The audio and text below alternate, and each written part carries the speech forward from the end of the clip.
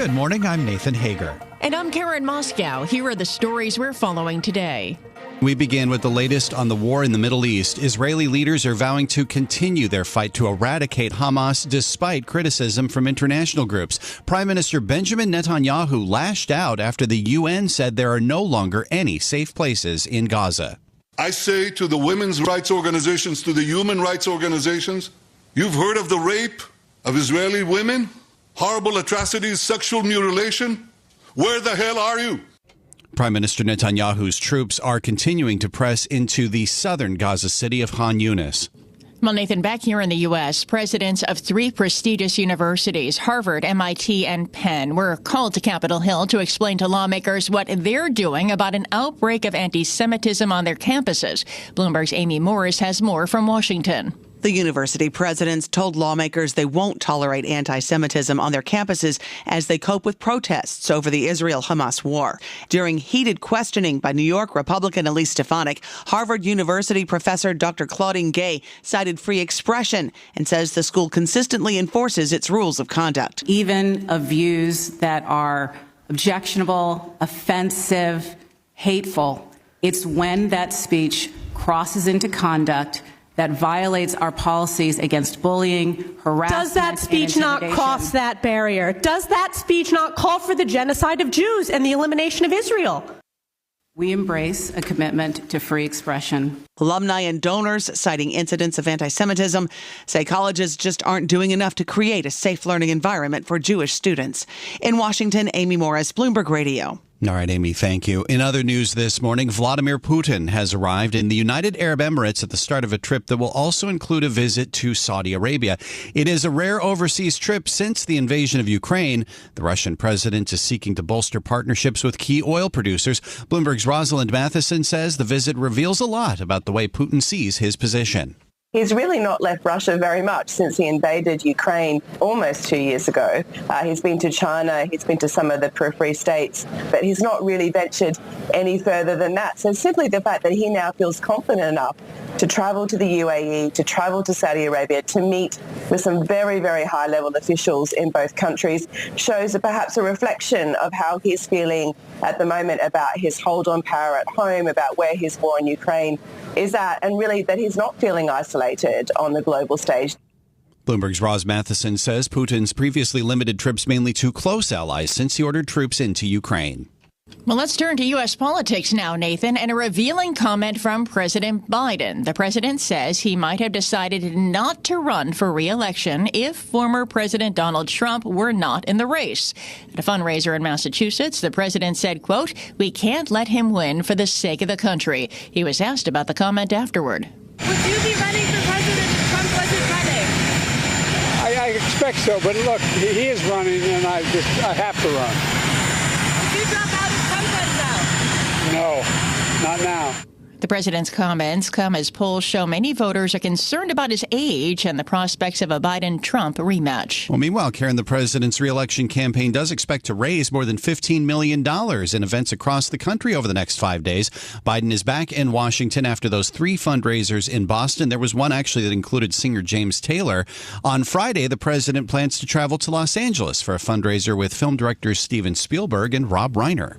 Well, we turn to the markets now, Nathan, as we await the crucial Friday jobs report. Another labor data point is reinforcing optimism of rate cuts. And we get the latest from Bloomberg's John Tucker. John. And Karen, it's just what the Fed wants to see. The JOLTS, or Job Opening Survey, pulling back in October to the lowest level since early 2021. It underscores the gradual cooling in the labor market that policymakers want. The labor market seems to be softening through slowing demand for new workers rather than employers cutting jobs. A separate report shows easing inflation in the service sector. The 10-year U.S. yields that briefly topped 5% in October broke below 4.2%. They're lower still this morning. It all feeds into the Goldilocks scenario. Still, some investors are wary. We're calling the story of Goldilocks, had a few bears in it. Friday, we do get the monthly jobs report, and next week is the Fed meeting. John Tucker, Bloomberg Radio. Now, lots to come, John. Thank you. Also today, the CEOs of some of the biggest banks on Wall Street are in Washington to testify before Congress. More on that from Bloomberg financial correspondent Sonali Basak. JP Morgan CEO Jamie Dimon and Goldman Sachs CEO David Solomon are among big bank CEOs set to face the Senate Banking Committee today in Washington. The committee, led by Senator Sherrod Brown, has held a hearing with the big banks every year since Brown became chairman in 2021, saying that he's there to protect the Main Street economy. And the bankers will face questions on everything from mortgage rates to savings rates after the Federal Reserve has raised interest rates so dramatically. In Washington, D.C., I'm Shanali Basak, Bloomberg Radio. Shanali, thank you. Well, we heard from another bank executive ahead of those hearings. Bank of America CEO Brian Moynihan is talking about the economy. His firm still expects a soft landing rather than a recession. The reality is it's going to be a slowdown, but we have it as being positive. The way customers are spending their money is leveled out. In other words, there's not this, goods, service, this massive change. So some things are growing faster, but it's leveled out, meaning that all the categories are kind of growing plus or minus the average. And so that's all good news that the economy is normalized. Bank of America CEO Brian Moynihan made the comments yesterday at Goldman Sachs U.S. Financial Services Conference. Time now for a look at some of the other stories making news around the world. For that, we're joined by Bloomberg's Amy Morris. Amy, good morning. Good morning, Karen. And we're learning now Russian President Vladimir Putin has just arrived in Abu Dhabi, a rare foreign trip to bolster oil cooperation with Saudi Arabia and the United Arab Emirates. Back here at home, House Speaker Mike Johnson says House Republicans have come to an inflection point in their impeachment inquiry of President Biden. Bloomberg's Nancy Lyons brings us an update. Speaker Johnson says the House has no choice but to take an official vote on an impeachment inquiry next week. The White House has refused to acknowledge the legitimacy of the probe since no vote was taken, which is the usual course. They're refusing to turn over key witnesses to allow them to testify as they've been subpoenaed. They're refusing to turn over thousands of documents for the National Archives. The impeachment inquiry is over President Biden's alleged involvement in his son Hunter's overseas business dealings. The investigation so far has produced no direct evidence, and the president has denied any wrongdoing. In Washington, Nancy Lyons, Bloomberg Radio. Now, Senate Majority Leader Chuck Schumer says yesterday's classified Senate hearing that was supposed to be about Ukraine was, quote, hijacked by Republicans trying to force a conversation about the U.S. border. Schumer offered Republicans a chance to offer an amendment to the package, but that would require 60 votes to pass. Any amendment they want. If they can get 60 votes, they can solve the border problem. It's plain and simple. Senator Schumer has set up a procedural vote on a supplemental spending bill that does not include border provisions. That'll be set for later today. Meanwhile, Ukrainian President Vladimir Zelensky canceled his address to the U.S. Senate yesterday as those negotiations bogged down. Former President Donald Trump is reportedly likely to attend his New York civil fraud trial tomorrow. His attendance would come just days before he's expected to take the stand again next week. Trump is set to be the defense's last witness in that case on Monday. He last testified on November 6th. New York Attorney General Letitia James accuses Trump and others of inflating the value of assets in order to obtain more favorable loans. Members of Hollywood's Actors Union have voted to ratify the deal with studios ending their strike after nearly 4 months. The 78% approval from the members of the Screen Actors Guild, American Federation of Television and Radio Artists, was no certainty. Some prominent members had voiced dissent on that deal. A rejection of the agreement would have meant a return to the bargaining table and the possibility of workers going back on strike. Global news 24 hours a day and whenever you want it with Bloomberg News Now. I'm Amy Morris, and this is Bloomberg. Karen. All right, Amy, thanks. So we do bring you news throughout the day right here on Bloomberg Radio. But as Amy said, you can now get the latest news on demand. And that means whenever you want it. Subscribe to Bloomberg News Now to get the latest headlines at the click of a button. Get informed on your schedule. You can listen and subscribe to Bloomberg News Now on the Bloomberg Business app, Bloomberg.com, plus Apple, Spotify, and anywhere else you get your podcasts. Time now for the Bloomberg Sports Update with John Stashower. John. Karen, Milwaukee and the Lakers will join Indiana and New Orleans for the semifinals of the NBA's in-season tournament tomorrow night in Las Vegas. The Bucks scored 34 or more points in all 4 quarters. They shot 60% from the field and made 60% of their three-pointers. They beat the Knicks in Milwaukee 146-122. Giannis Antetokounmpo scored 35 points. Damian Lillard added 28. Julius Randle scored 41 for the Knicks, who gave up the most points they've given up in a game since 1979. Closer game in L.A. Lakers topped Phoenix 106-103. The Stars were out. LeBron James 31 points and Kevin Durant 31 in the loss. He missed a three at the buzzer that would have tied the game. So it'll be the Pacers against the Bucks, the Lakers against the Pelicans, the championship game on Saturday. College hoops in New York, 5th-ranked UConn beat 9th-ranked North Carolina 87-76. Only the 8th trade ever between the Yankees and Red Sox. The Yanks get outfielder Alex Verdugo from Boston. The Red Sox get 3 pitchers, most of whom spent last season in the minor leagues. Yankees also looking to acquire Juan Soto at the winter meetings underway in Nashville. The bigger story, who's going to get Shohei Ohtani? The favorite right now, the Dodgers. Their manager, Dave Roberts, met with Ohtani for a couple of hours at Dodger Stadium. Roberts said, Ohtani is our top priority. John Stashower, Bloomberg Sports. From coast to coast, from New York to San Francisco, Boston to Washington, D.C., nationwide on SiriusXM, the Bloomberg Business app, and Bloomberg.com. This is Bloomberg Daybreak. Good morning. I'm Nathan Hager on a busy morning overseas and in domestic politics, including in Israel, where they are pressing on with the fight against Hamas in southern Gaza, despite international pressure to end the war. Russian President Vladimir Putin is on a rare trip outside his country, just landing in the United Arab Emirates today. And U.S. President Joe Biden is raising new questions with his latest comments on why he's running for re-election. Lots to get to this morning with Bloomberg News senior editor Bill Ferries, who joins me now. Bill, so the fighting goes on in Gaza, and from the looks and sounds of it, it's about as intense as it's ever been. Absolutely. There's a lot of reports that the death toll in southern Gaza has picked up. Israel is sending forces all around the second biggest city in Gaza there in the south.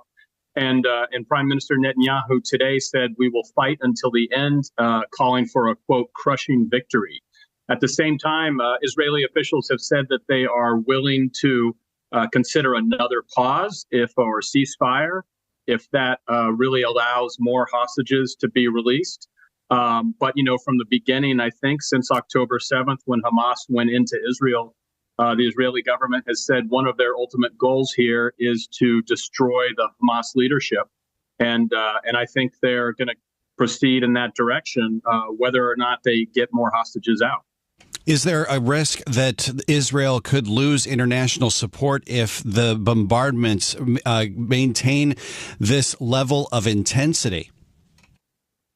Yeah, absolutely. I think you've already seen them on the defensive internationally, trying to really focus on their efforts to minimize civilian casualties.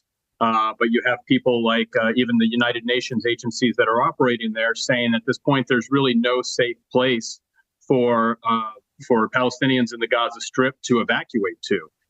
It seems that all places are effectively targets at this point. So I think there's certainly a public relations battle that goes along with the battle in Gaza. And I think that's one that the public relations battle is one that Israel is really struggling with. And while we watch the movement in the Gaza Strip, Bill, we're also monitoring movements by Russian President Vladimir Putin. We got the headline just moments ago that he has arrived in the United Arab Emirates. This is a pretty rare trip abroad for the Russian president. It is. There's a lot going on here, I think. On the one hand, you go to the UAE and you go to Saudi Arabia, where he's expected, I think, later in the day. You go there for one reason, and that's to talk about oil and energy. Russia has been supportive of the OPEC Plus arrangement to cut production further beginning in January. Russia and Saudi Arabia are really the backbone of that OPEC Plus agreement, though Russia has not really been cutting back much on production. It needs those oil sales to fund its war in Ukraine.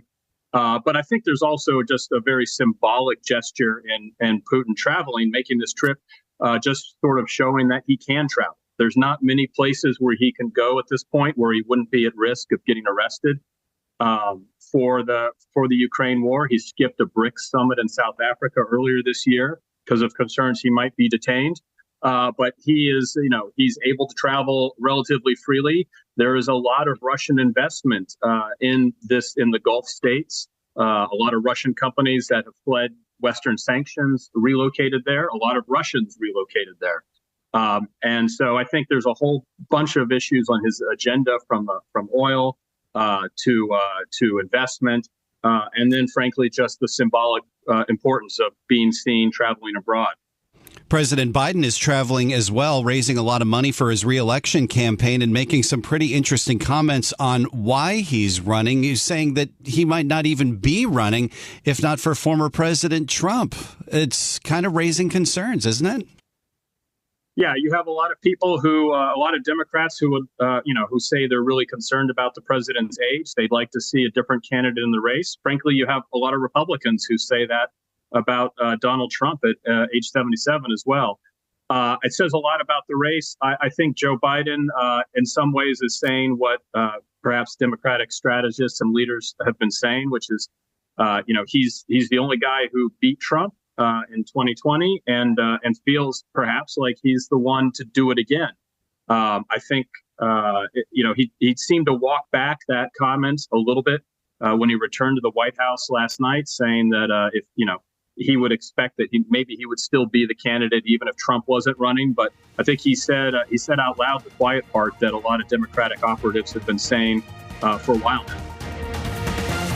This is Bloomberg Daybreak Today, your morning brief on the stories making news from Wall Street to Washington and beyond. Look for us on your podcast feed at 6 a.m. Eastern each morning on Apple, Spotify, and anywhere else you get your podcasts. You can also listen live each morning starting at 5 a.m. Wall Street time on Bloomberg 1130 in New York, Bloomberg 99.1 in Washington, Bloomberg 106.1 in Boston, and Bloomberg 960 in San Francisco. Our flagship New York station is also available on your Amazon Alexa devices. Just say, Alexa, play Bloomberg 1130. Plus, listen coast to coast on the Bloomberg Business app, SiriusXM, the iHeartRadio app, and on Bloomberg.com. I'm Nathan Hager. And I'm Karen Moscow. Join us again tomorrow morning for all the news you need to start your day right here on Bloomberg Daybreak.